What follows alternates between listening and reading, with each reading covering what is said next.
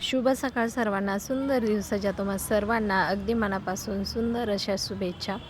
सकाळचा पिलूचा टिफिन वगैरे आवरला. आहोंचा टिफिन आवरून घेतला. पिलूच्या स्कूलमध्ये गेलोत. पिलूचा छान असा रिझल्ट वगैरे पाहिला. तिथून आम्ही घरी येण्यासाठी निघालोत आणि मामीला घरीच ठेवलं होतं. तिला आज जायचं होतं, परंतु आम्हाला तिला सोडण्यासाठी वेळ नव्हता, कारण पिलूच्या स्कूलमध्ये आज ओपन हाऊस होता. त्यासाठी मग आम्हाला वेळ नसल्यामुळे तिला आजच्या दिवस आम्ही बळजबरीच ठेवून घेतलेला आहे. तर छान असा ओपन हाऊस झाला. तिथून आम्ही घरी जाण्यासाठी निघालो.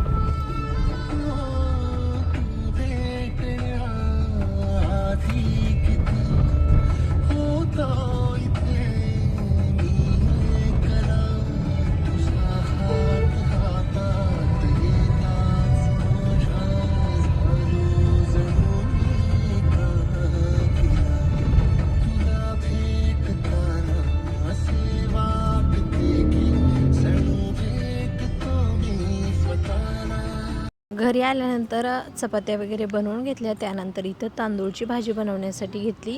ही मामेनीच येताना आणली होती, परंतु सुकलेली होती, पण म्हटलं मला खायची, त्याच्यामुळे इथं बनवायला घेतली.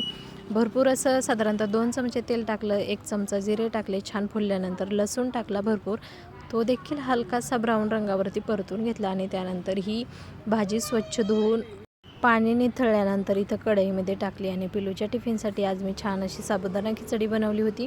त्याचबरोबर थोडासा रात्रीचा भात उरलेला होता, त्याला देखील फोडणी देऊन लगेचच घेतली.